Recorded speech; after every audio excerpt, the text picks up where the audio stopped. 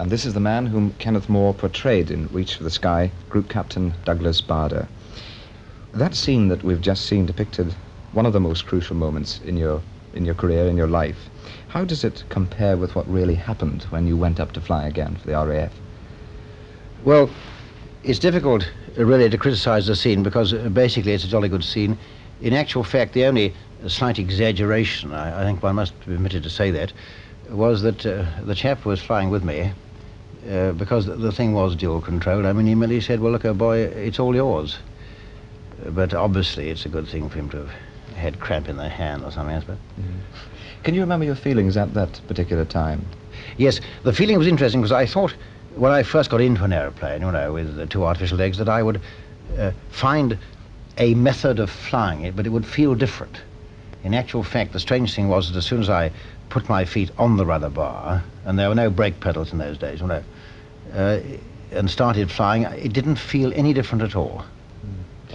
Well, now, this is one particular scene, one particular occasion. What was your general reaction to Reach for the Sky? I know, in fact, you never saw the film publicly, but I gather you did see it, or most of it, before it was released. Yes, I did. Well, actually, it was... it's a very difficult thing to answer that, because the producer of the film, a chap called Daniel Angel, for whom I have the greatest possible regard, he was in the army in the war, and he got polio in India, fighting out there, and he's paralyzed in the way to waste hours, and he's a very good chap, and we had the most monumental arguments about the script and so on and things.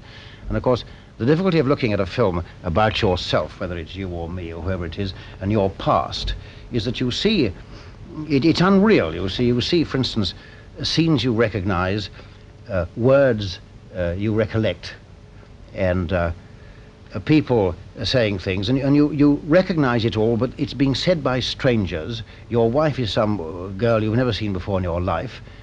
You are depicted by Kenneth More or whoever it is, and so you can't understand it anyhow. But the whole thing is unreal. You cannot see it objectively.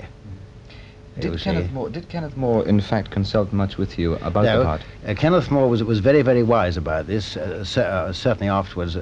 He saw me once. We met at lunchtime when he said he'd do the part, the Annie Angel and people. And then he played a round of golf with me because he wanted to see what happened on the golf course. And he never saw me again until the film had been finished.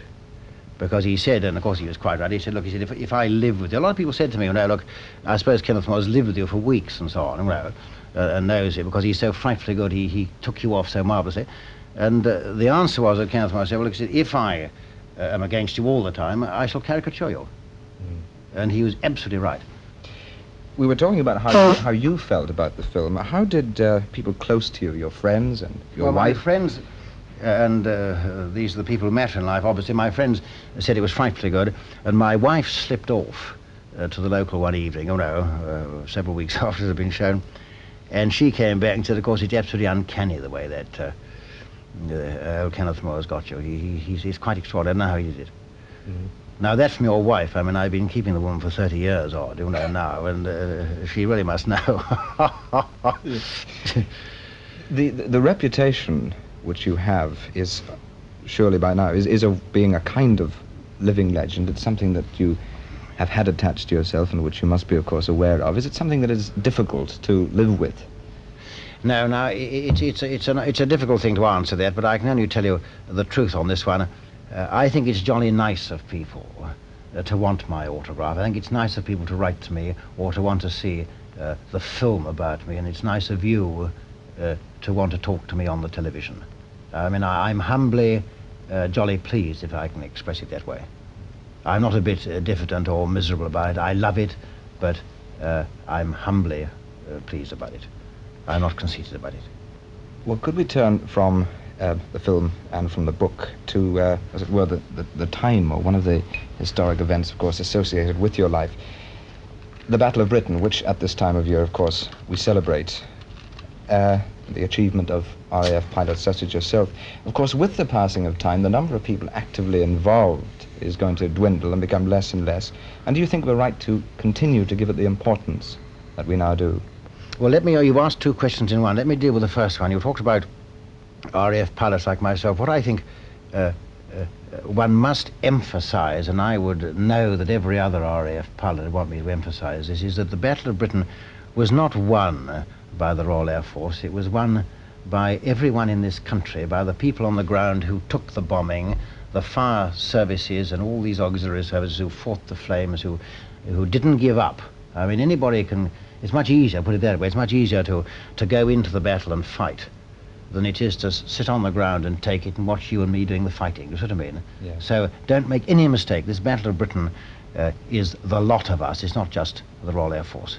Now, I've forgotten what the other thing was you asked me. Well, the Sorry. second was whether, in fact, we continue to give it the importance as the event becomes more and more part of history, as it were. Well, eventually, of course, it'll finish up with one very old and decrepit Battle of Britain pilot sort of, doing that and sitting there by himself, at dinner and celebrating. But in actual fact, to be more serious, this has become part of our tradition. I mean, after all, there's Trafalgar Day, there's all sorts of other days, there's the Cenotaph ceremony on November the 11th, all these things which become part of history.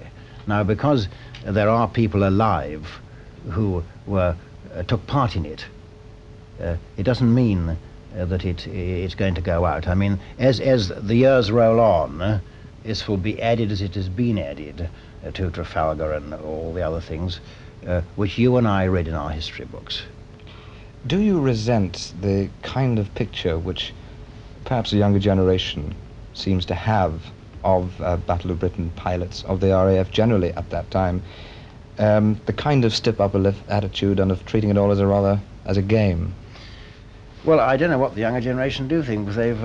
well, some of them, I think, do have this picture, and others as well. Yes, but I know, but I mean, after all, you're a good deal younger than I am, but I mean, I remember when I was a young man, we were always taking the mickey out of the older generation, I mean, after all, you can say, all right, well, I mean, the Air Force gave the impression of light-heartedness and so on. Well, this was the way one lived. You can't help it. You can't change it. The fact was that in the event it worked.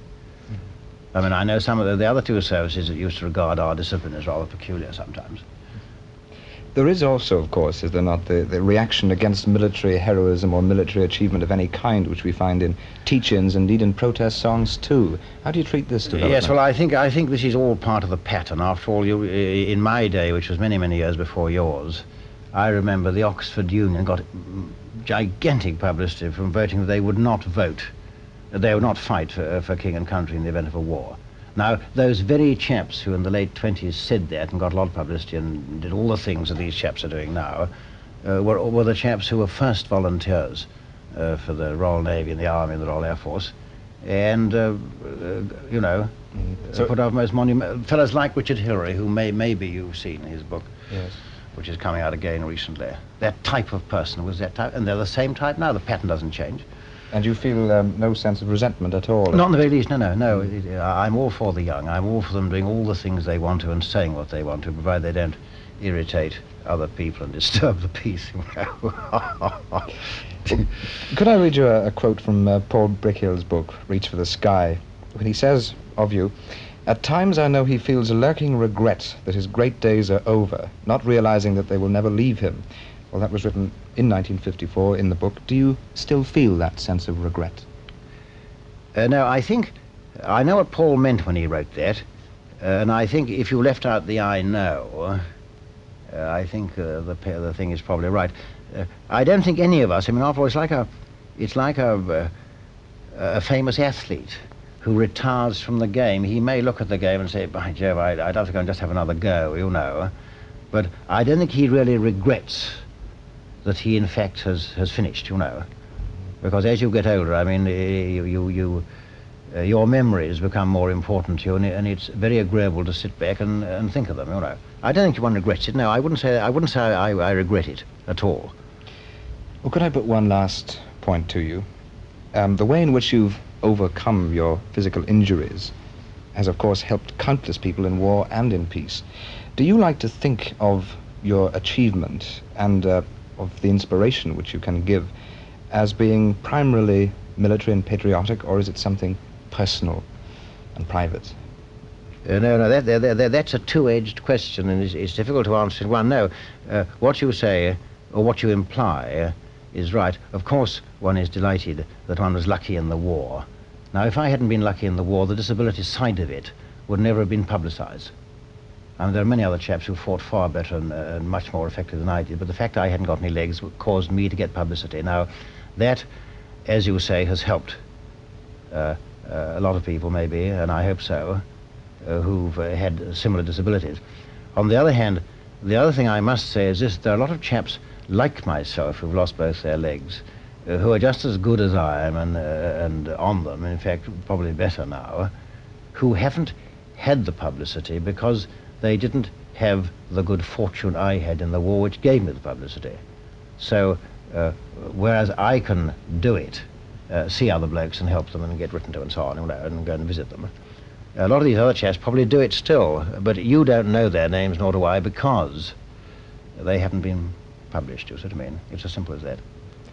Douglas Bader, thank you very much.